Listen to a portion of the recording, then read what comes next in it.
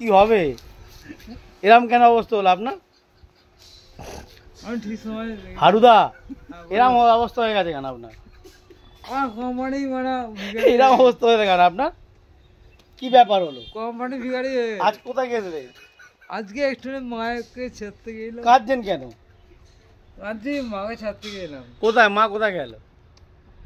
এই যাবে। যা ম্যানেজারের এই অবস্থা কি হলো?